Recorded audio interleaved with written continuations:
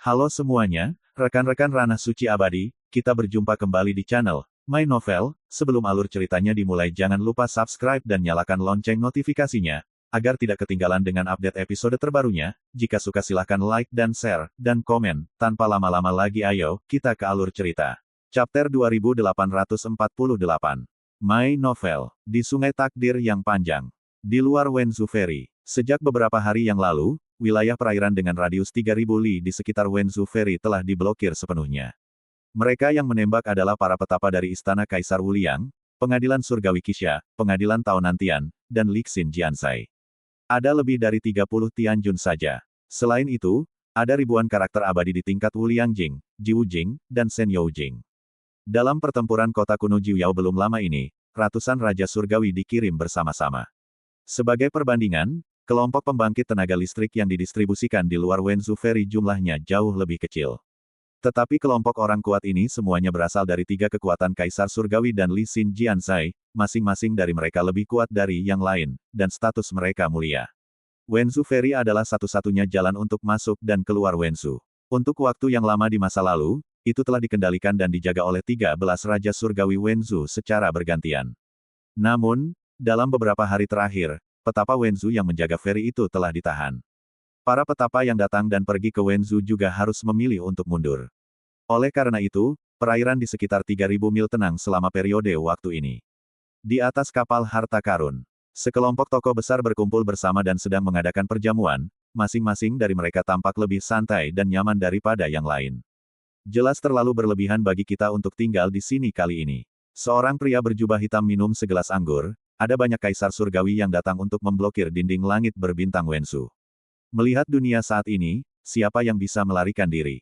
Sederhana, seorang tetua Tianjun dari Istana Kaisar Wuliang juga merupakan eksistensi legendaris yang tak tertandingi, dengan reputasi yang jauh dan luas, mengguncang dunia. Pertempuran paling memukau dalam hidupnya adalah mengalahkan pengepungan 13 orang dari tanah yang sama dengan kekuatannya sendiri.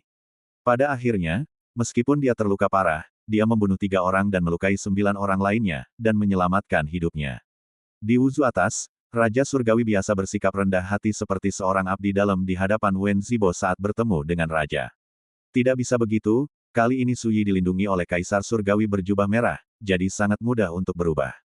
Seorang pria bermantel bulu dengan sikap tenang berkata, menurut pengaturan Kaisar Surgawi itu, mereka akan berusaha sekuat tenaga untuk menahan Kaisar Surgawi berjubah merah. Tetapi mereka tidak berani bicara omong kosong, jadi tidak akan terjadi kecelakaan. Kami di sini untuk berjaga-jaga terhadap kemungkinan itu. Nama Tao, Cheng Yue, dari pria berpakaian bulu berasal dari Pengadilan Taonantian.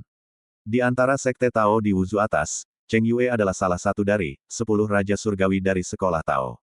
Kita tinggal di sini, lebih baik tidak melakukan apa-apa, dan tidak mengalami kecelakaan apapun.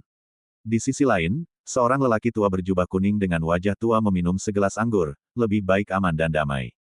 Feng Duhu, salah satu dari 33 dewa pelindung dan jenderal dari Pengadilan Surgawi Qixia, meskipun penampilannya tidak mencolok, dia sebenarnya adalah dewa pembunuh yang menakutkan yang sangat kejam dan haus darah di tulang-tulangnya. Dalam hidupnya, jumlah monster tingkat Raja Surgawi yang telah dia bunuh sudah lama tak terhitung.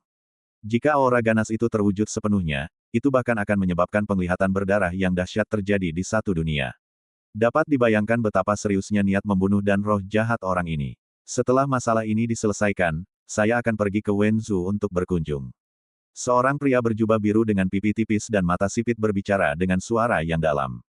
Penguasa pedang bayangan mutlak. Penguasa pedang agung Lixin Jiansai. Salah satu tangan kanan terpenting Xie Jianzun. Dia memiliki status yang sangat tinggi di Lixin Jiansai, dan kekuatannya sangat luar biasa. Dia terlahir dengan cara iblis, dengan temperamen pemarah dan sangat haus darah. Siapapun yang dianggap sebagai musuh akan berakhir dengan nasib, semua orang di keluarga akan mati, dan tidak ada rumput yang akan tumbuh.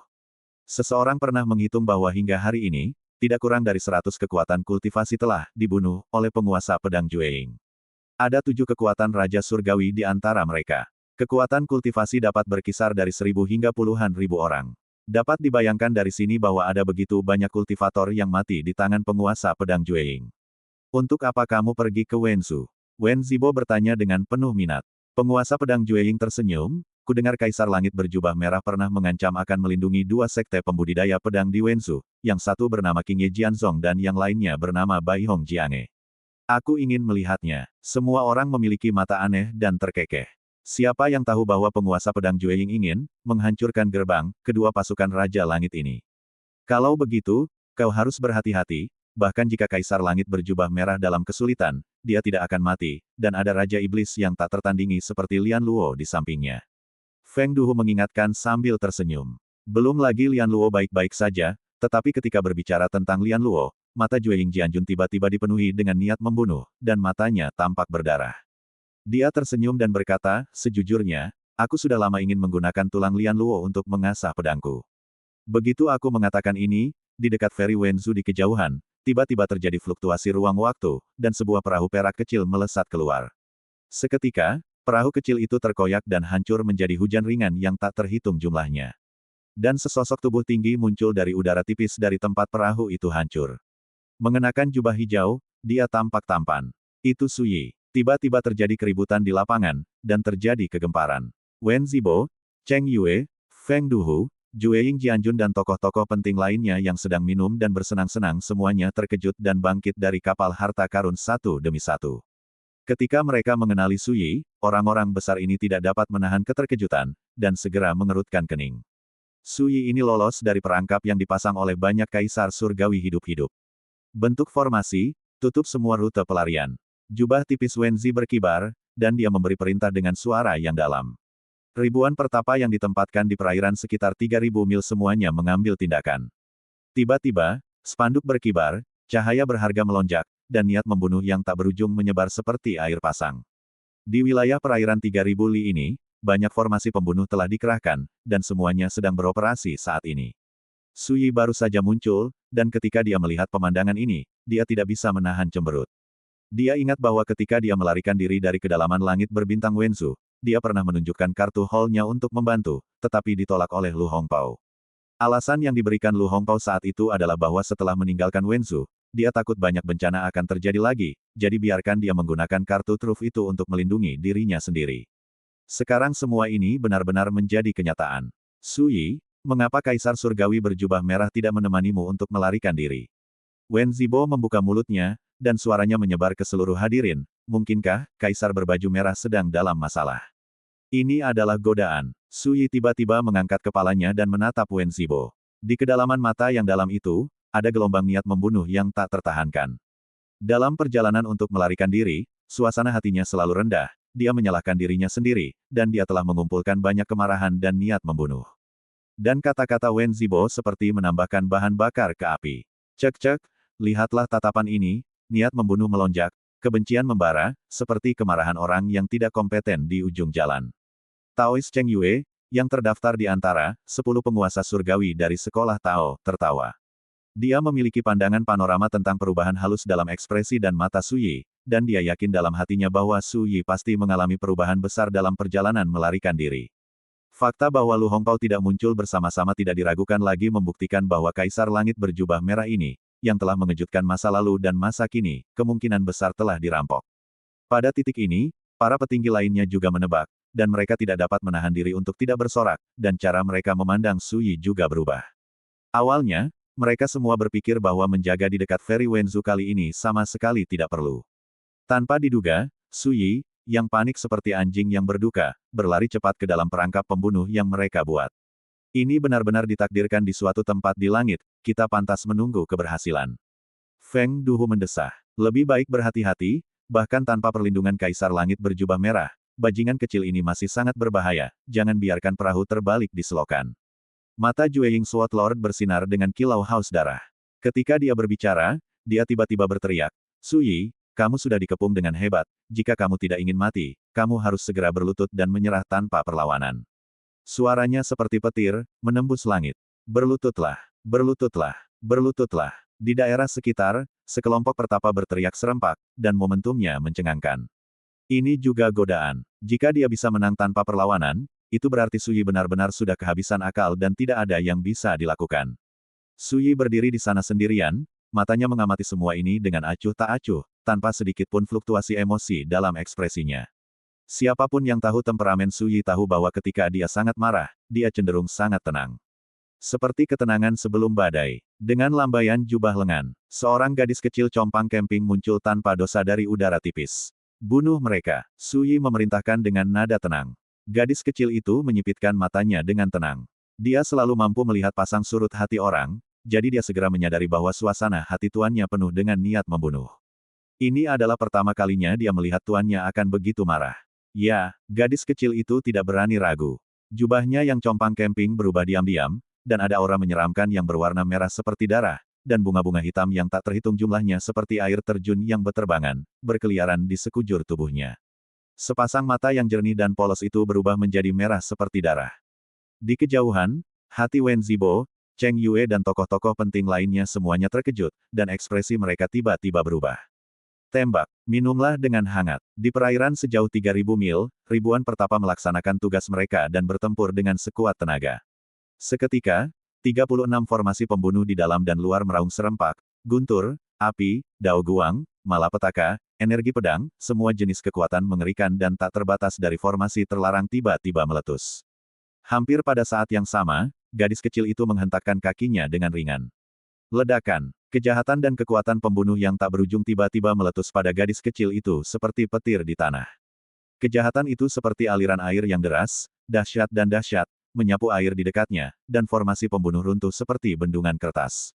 Di tengah gemuruh tabrakan yang memekakkan telinga, di mana kekuatan jahat berdarah lewat, bercak-bercak pertapa meninggal secara tragis. Tubuh hancur dan hancur, jiwa dan daging ditelan oleh cahaya darah jahat, dan jeritan kengerian dan menusuk terdengar tanpa henti. Dalam sekejap mata, seluruh medan perang menjadi kacau dan bergolak seperti panci bubur yang telah terbalik. Adegan seperti itu juga mengubah warna banyak orang yang hadir. Siapa yang berani membayangkan bahwa formasi pembunuh yang cukup untuk menjebak dan membunuh Tianjun akan langsung hancur oleh kekuatan pembunuh yang berdosa dari gadis kecil itu. Namun, ini belum berakhir, gadis kecil itu membuka mulutnya dan meludah, dan puluhan jiwa bergegas keluar, masing-masing dengan aura pembunuh, bergegas menuju medan perang. Gadis kecil itu sendiri membawa tombak perang berdarah, melesat ke udara, dan menyerbu ke arah kapal harta karun tempat Wen Zibo, Cheng Yue, dan orang-orang penting lainnya berada. Dari awal hingga akhir, Su Yi berdiri di sana dengan mata acuh tak acuh. Hanya jubah hijau yang berkibar tertiup angin. Chapter 2849. My Novel. Di luar Wenzu Ferry, langit di atas perairan 3.000 li telah menjadi kacau dan bergolak. Barikade meraung, api berkobar, dan kekuatan penghancur menyebar seperti tanah longsor dan tsunami, yang dapat menghancurkan Tianjun di setiap kesempatan. Puluhan jiwa berdosa bergegas ke segala arah, yang masing-masing pernah menjadi prajurit yang ditempatkan di kota kuno Jiuyao di era akhir Dharma. Dia pernah bertarung dan bertarung dengan iblis yang tak ada habisnya. Setelah pengiriman mereka pada saat ini, seolah-olah puluhan badai menyapu. Kemanapun mereka lewat, darah disemprotkan, dan jeritan mengguncang langit. Kekuatan yang ditunjukkan oleh gadis kecil itu adalah yang paling menakutkan. Sosoknya seperti sinar darah yang cerah, merobek langit, di mana tidak ada yang bisa menghentikannya. Dia terlalu cepat dan sangat mendominasi. Sepanjang jalan, mereka hampir saling bertabrakan secara langsung, dan para petapa yang menghalangi bagian depan hampir semuanya berakhir dengan tubuh mereka hancur dan jiwa mereka meledak. Mati! Sebuah teriakan terdengar. Wen Zibo bergerak, mengorbankan segel dao ungu emas, dan berbalik ke arah gadis kecil itu untuk menekannya. Api dari segel dao ungu emas mengalir, dan perintah guntur ungu emas jatuh, dan aura penghancurnya sangat mengerikan. Di bawah satu pukulan, sosok gadis kecil itu terguncang untuk sementara waktu, dan kecepatan majunya segera diblokir. Hampir pada saat yang sama, dengan lambaian lengan baju Cheng, 6 prasasti batu jatuh dari langit, menyegel gadis kecil itu ke segala arah. Setiap prasasti batu tingginya ratusan kaki, seluruh tubuhnya hitam pekat, dan permukaan prasasti batu itu diukir dengan pola awan jimat Tao yang padat seperti cabang bunga. 6 prasasti masing-masing menyegel 6 arah timur, selatan, barat, utara, langit, dan bawah tanah, dan pola awan jimat pada prasasti itu meletuskan api Tao yang menyilaukan. Ada api sejati Samadhi, Jiu King Xuan Huo, Xuan Mutian Huo, Digang Sahuo dan seterusnya. Setiap jenis api Tao dapat dengan mudah mengubah Tianjun menjadi abu, yang paling sombong. Kelompok 6 prasasti batu ini, yang disebut 6 prasasti penyegel setan, adalah pembunuh besar Cheng Yue di dasar kotak. Selama Anda mencoba, Anda akan hampir tak terkalahkan dan tak terkalahkan. 6 prasasti penyegel setan inilah yang memungkinkan Cheng Yue untuk dengan kuat menempati tempat di antara 10 raja surgawi dari sekolah Tao. Tiba-tiba, gadis kecil itu merasa seperti berada di tungku besar, tidak ada cara untuk mundur, tidak ada cara untuk menghindarinya. Sempurnakan. Cheng Yue mengeluarkan minuman rendah.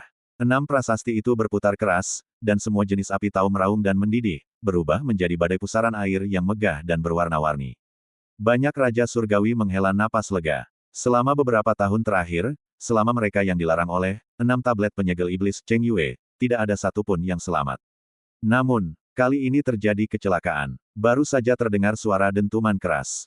6 tablet batu bergetar hebat, diikuti oleh kekuatan jahat berdarah yang membubung ke langit, dan menghancurkan semua api tau yang dilepaskan oleh 6 tablet batu tersebut. Dan gadis kecil itu telah terbunuh dengan kejam. Tombak itu tersapu. Beberapa tokoh Tianjun di dekatnya terpotong oleh kilau tombak berdarah sebelum mereka sempat menghindar.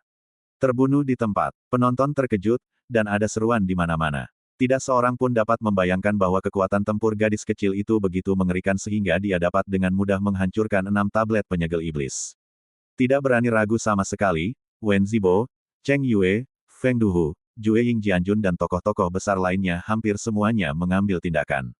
Ledakan. Pertempuran semakin intensif. Di area ini, senjata ajaib melolong dan daoguang melonjak, menghadirkan penglihatan yang mengerikan seperti langit runtuh dan bumi tenggelam. Harus dikatakan bahwa kekuatan tempur gadis kecil itu benar-benar mengerikan.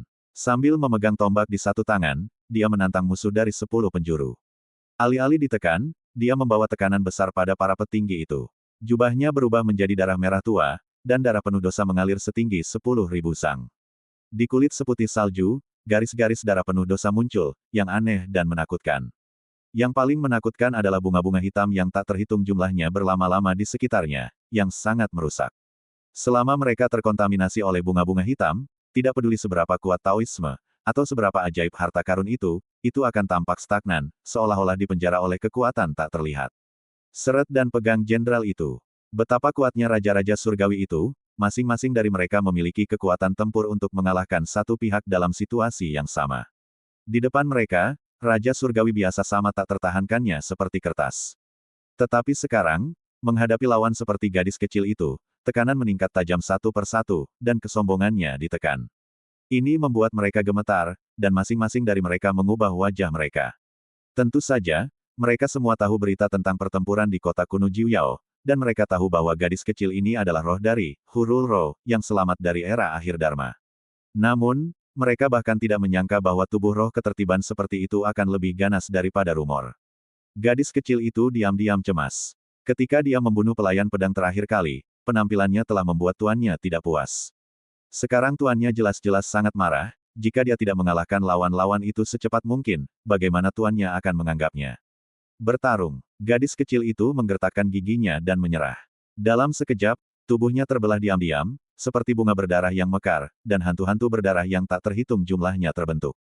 Hantu-hantu ini terbagi menjadi puluhan kelompok, masing-masing mengepung musuh besar, itu seperti gadis-gadis kecil yang tak terhitung jumlahnya mengelilingi puluhan raja surgawi itu. Beberapa hantu berdarah menembus ke dalam kondisi pikiran lawan. Ini adalah cara para iblis luar angkasa.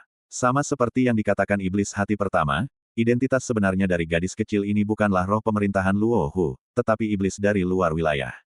Dan merupakan jenis yang paling istimewa. Tetapi pada saat ini, saat dia melakukan gerakan putus asa, dia tiba-tiba menjadi ancaman fatal bagi para musuh itu. Tuan, mengapa Anda mengambil pasangan Tao saya? Mengapa? Saya bertarung dengan Anda. Seorang Tianjun yang suasana hatinya sedang kacau tiba-tiba mendesis dan menjerit, matanya merah, dan dia menembak seperti orang gila, seolah-olah dia benar-benar di luar kendali.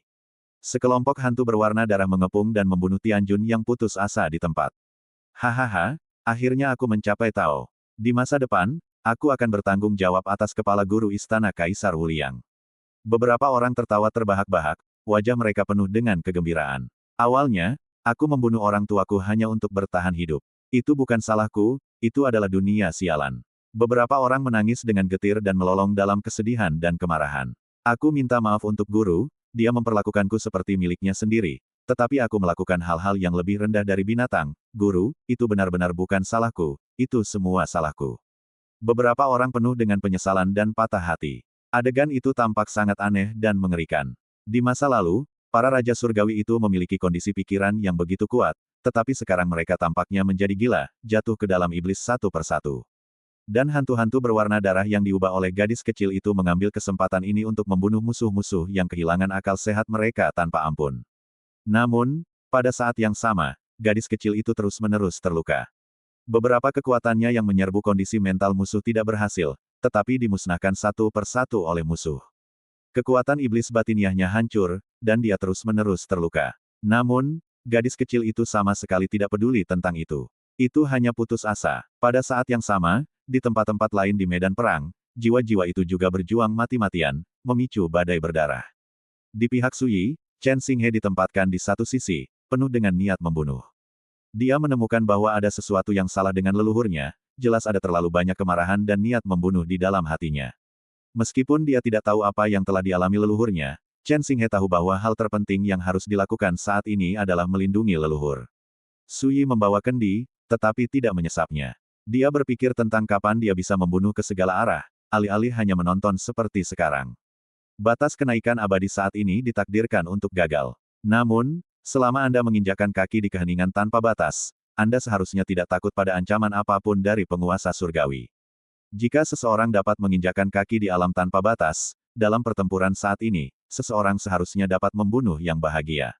Jika itu di alam takdir, bahkan jika dia menghadapi kehendak Kaisar Surga, dia ditakdirkan untuk tidak dapat mengancam dirinya sendiri. Namun segera, Suyi menggelengkan kepalanya. Tidak ada gunanya memikirkannya, itu hanya menimbulkan masalah. Jalan menuju jalan besar tidak boleh dianggap remeh, apalagi kesuksesan cepat. Jika ingin membuktikan jalan yang paling utama, harus memiliki ketekunan yang besar, dan keberanian yang besar. Jika niat awal diubah karena keresahan sesaat, dan menggunakan segala cara untuk berusaha menerobos situasi dengan cepat, bagaimana mungkin membuktikan jalan yang paling utama? Secara bertahap, Suyi menjadi tenang. Pada saat ini, Suyi tiba-tiba menyadari bahwa seorang biksu berpakaian putih tiba-tiba muncul di medan perang yang kacau dan bergejolak. Wajah biksu itu seperti anak laki-laki yang tampan, napasnya halus dan berkabut, dan dia berjalan di atas derasnya takdir dengan satu langkah pada satu waktu. Tampaknya lambat, tetapi dalam sekejap mata, dia sudah muncul di medan perang. Dia menggenggam kedua tangannya dan membisikkan sepatah kata dari bibirnya, kota. Boom! Di medan perang, banyak sosok berdarah yang diubah oleh gadis kecil itu benar-benar ditekan oleh cahaya Buddha yang agung dan tak terukur. Kemanapun cahaya Buddha itu datang, bahkan hantu berwarna darah yang menyelinap ke dalam hati para raja surgawi itu pun ditekan. Gadis kecil itu merasakan ada yang tidak beres, dan segera mundur. Namun, meskipun begitu, dia masih terluka parah, tersapu oleh sepotong besar cahaya Buddha, dan hantu berwarna darah itu hancur dan menghilang, dan sepenuhnya dimurnikan. Guru, ayo pergi. Ketika gadis kecil itu kembali, wajahnya pucat dan transparan, penuh dengan keterkejutan dan kemarahan, keledai botak itu mengerikan. Ketika suara itu bergema, orang bisa melihat cahaya Sang Buddha menyebar seperti aliran deras emas di medan perang, dan bunga teratai mekar di bawah cahaya Sang Buddha, dan teratai bergoyang, memurnikan jiwa-jiwa yang berdosa satu demi satu. Tidak ada yang selamat. Wajah Chen Xinghe serius, dan hawa dingin datang dari punggungnya. Dia adalah seorang Brahma Buddha yang sangat menakutkan, seorang biksu muda yang sangat kuat. Siapa dia? Pada saat ini, tiga kekuatan besar tingkat Kaisar Surgawi dan pusat kekuatan Lixin Jianzai juga sangat terkejut dengan pemandangan ini. Bertempur hingga sekarang, pihak mereka telah menderita lebih dari separuh korban, dan 36 formasi pembunuh hampir sepenuhnya jatuh. Bahkan Tianjun tewas lebih dari 10 kali. Harga yang dibayarkan tidaklah kecil. Bahkan Wen Zibo, Cheng Yue dan tokoh-tokoh penting lainnya merasa sedih dan sangat cemas, menduga bahwa hari ini kemungkinan akan dikalahkan. Tetapi kemunculan biksu muda berpakaian putih mengubah situasi dalam satu gerakan. Dia datang ke sini dengan bunga teratai, pakaian biksunya berkibar, dia keluar dari debu, dia dengan mudah mengalahkan gadis kecil itu, dan membakar puluhan jiwa berdosa hingga mati. Kekuatan supernatural Buddha yang tak terbayangkan membuat banyak orang menatap kosong. Namun, tidak ada yang mengenali siapa biksu berpakaian putih itu. Hanya Suyi yang mengerutkan kening, merasa samar-samar akrab. Aku sudah lama tidak bertemu denganmu, tetapi rekan Taois Su masih setampan dulu. Sungguh menyenangkan untuk memberi selamat. Di kejauhan, biksu berpakaian putih itu berbalik dengan tenang, menginjak teratai, berdiri dengan senyum di wajahnya, dan membungkuk kepada Suyi.